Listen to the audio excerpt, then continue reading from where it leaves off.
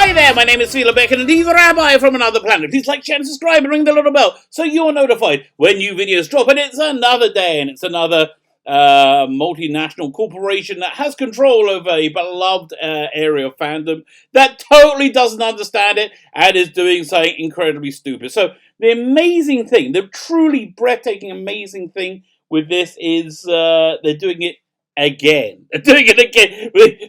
This is not the first time they've done this, and it really just belies this incredible lack of knowledge and understanding about what this area of fandom is. So, what is it today? Are we going? You could just spin the wheel of suck, spin the wheel of suck, and where's it going to land? Is it going to land on Doctor Who? No. Is it going to land on Marvel Comics? No. Is it going to land on Star Trek? No. Today it's going to land on Star Wars. Now, Star Wars.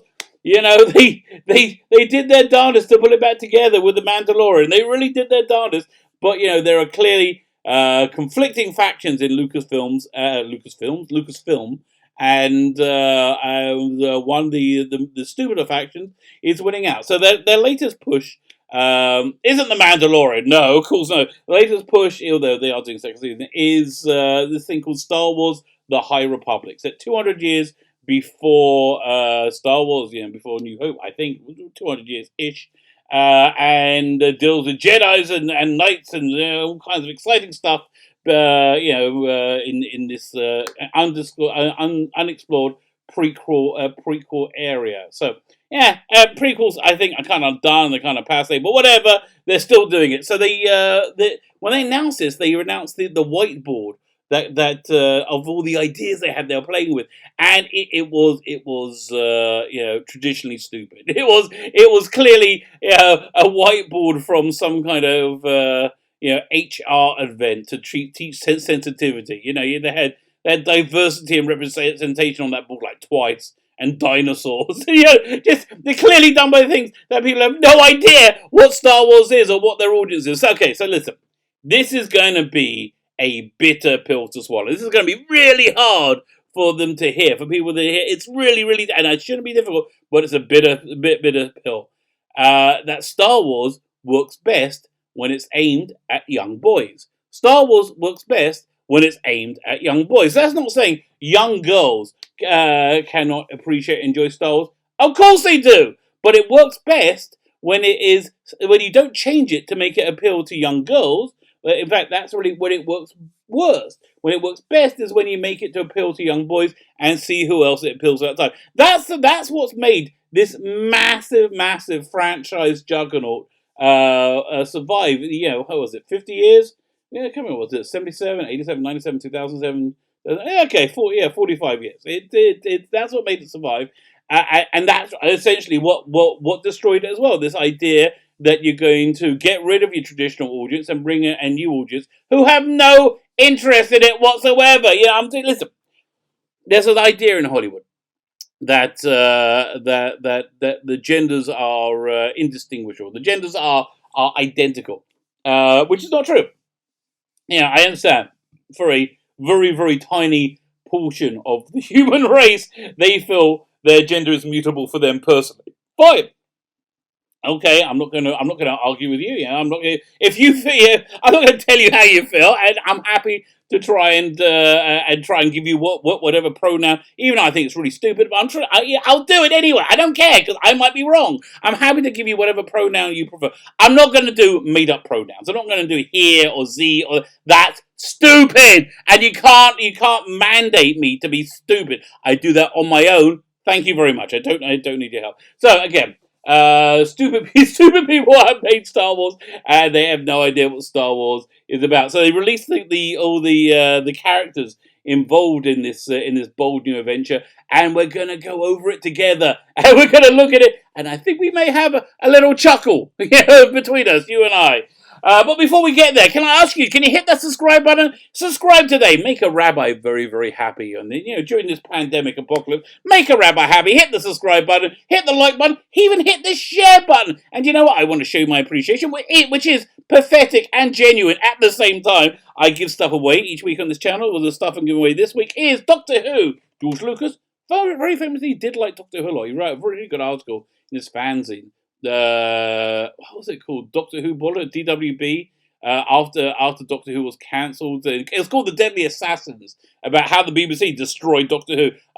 It's prophetic. Now we're watching how Disney destroys your Star Wars. Anyway, Doctor Who. We're giving away 2 Doctor Who DVDs this week. It's Black Orchid, a short historical 2-part story, and Fort of Doomsday, the first one that Peter Davison recorded. All you need to do to win it is subscribe to the channel. Subscribing being the important part, and leave the hashtag celery. Hashtag celery, and we do the prize draw on Sundays. So I'll be on the TARDIS zone. Fine, and also there's a Doctor Who audio adventure you can download in the video in the video notes. By the way, Star Wars had fantastic audio drama. How do they stop doing that? Because audio drama really has been blossoming for the last 20 years. Mainly because a company called Big Finish, I think. But how does like the prequels and also these turgid sequels, how do they never do an audio production? Seems crazy to me. Seems like something that would actually be a great way to testing out new things. But no, because they're dumb. Okay, so they released these character designs for the High Frontier. Let's have a look at them. Well, first, let me get to the character descriptions. Oh God, they look so awful. Fine. Is it this one over here? Doink! There we go. We have Jedi Karen from HR. I think was it your boy Zach is calling her Karen. Jedi Karen from HR. And who doesn't look intimidating. Just looks kind of pissed off. Kind of looks kind of pissy. This doesn't look like somebody who goes on delightful adventures in space. They look like somebody who queries the expense report when the Jedis come back. So, and not because she's a woman, because I'm not sure you can say this word on YouTube without being having your video throttled. All I'm saying is she's something that rhymes with the word bunt. She looks like somebody who rhymes with the word bunt. She looks a bit bunty to me. Yeah, okay, I'm sure you understand what I'm saying. So let's, why judge a book by its cover? Why don't we read the character descriptions? Because this is Ava Chris. Ava Chris is the brightest, most noble example of Jedihood. Jedihood? I've never heard of that before. She always tries to see the good in people. Oh, she's a Mary Sue. Why not just say she's a Mary Sue? She's a humorless Mary Sue. That I think that would save you.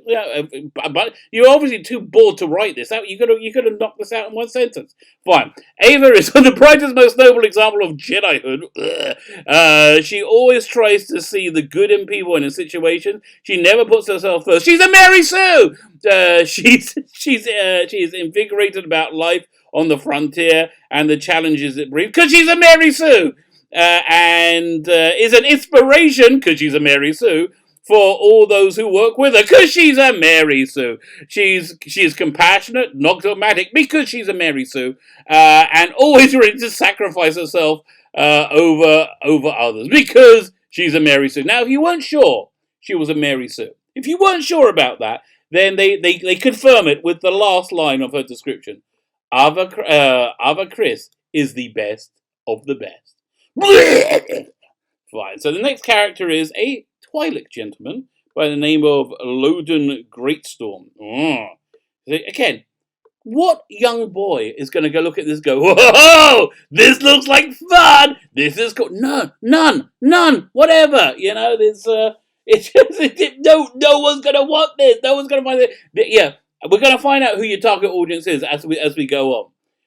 So let's read the Loden Greatstorm.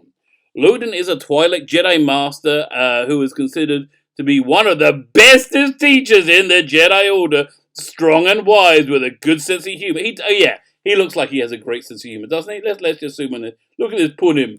Look at this little funny pudding. Doesn't he look like a laugh a minute, Uncle Chuckles? No, he looks like a boring, dour. Boring and dour. That's what it looks like. Loden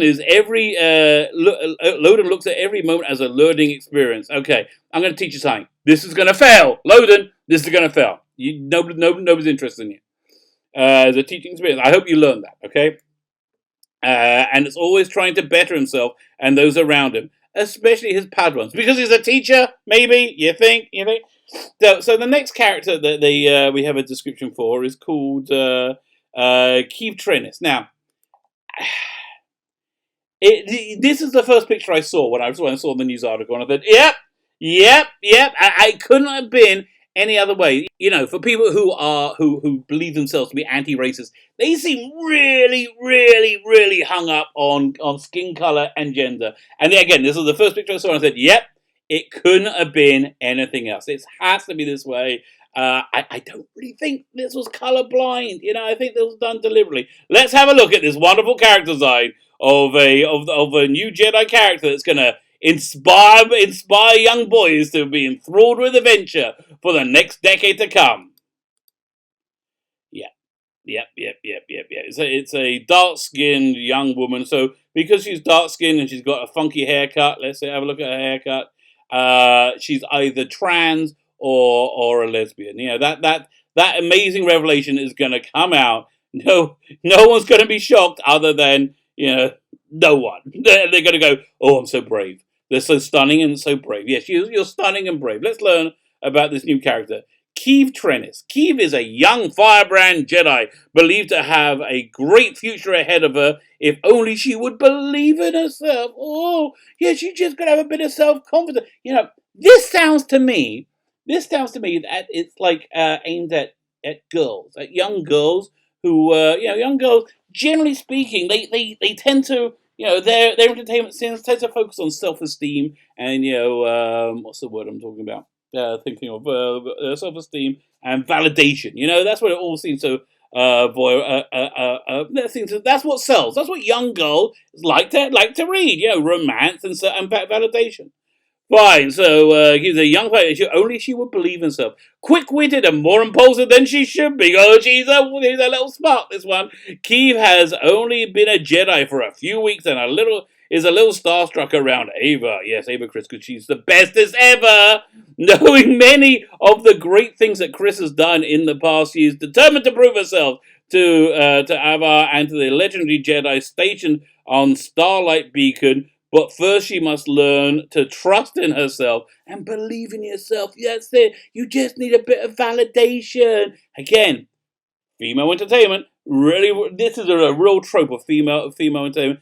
Validations. That absolutely, and that's what a lot of the stuff is based around. She must first learn to trust in herself as much as she trusts in the Force. Again, this is such a female entertainment message. And yeah, we see.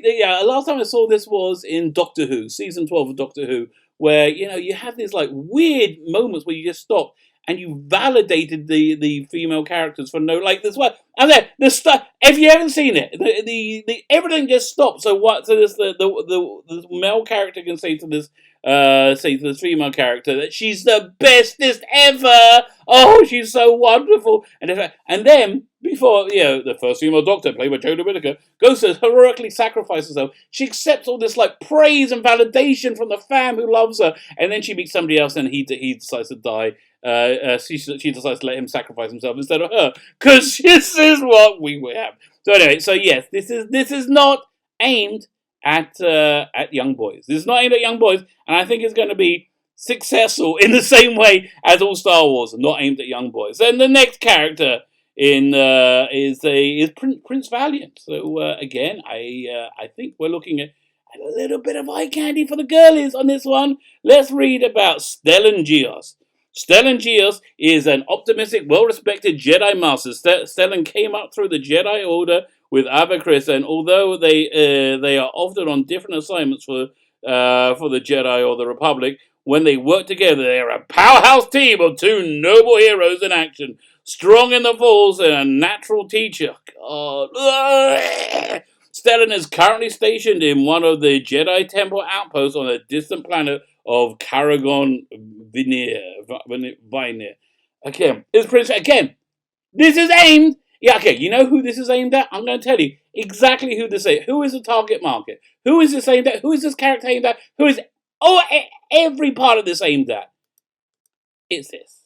It's Venestra Vern Roa. This is who they want. This is who they want as their audience. This is who they not they just want as the audience. This is who they're desperate for as the audience, because they don't want little boys. They don't like little boys. They think they're icky. They think they're toxic. They want nice little girls. Nice little girls. This is their audience right here. So let's read about who they believe their audience is.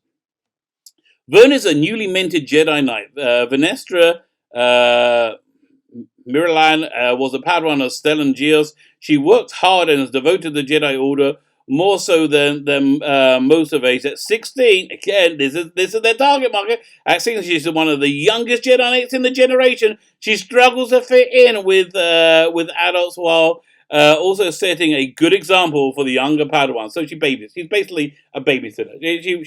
She's a really good babysitter. That's how they're like. Yes, yes. And again, how do you do the same thing? How do you make the same mistake over and over and over again? It's because you're an idiot. It's because you're an idiot. And listen, again, I'm sorry to be the one to tell you this. I'm sorry to be the one to break this news to you. And I know you don't want to hear it. I know you don't want to hear it. But this is the truth. The Force is not female. The Force is not female. And the more you try and make it, the less it's going to sell. This is an incredible waste of space, and waste of time, a waste of money. The Mandalorian, that's the one thing that succeeded for you. And you know why it succeeded for you? Because it was aimed at young boys. It was aimed at young boys, and it was delightful because of that.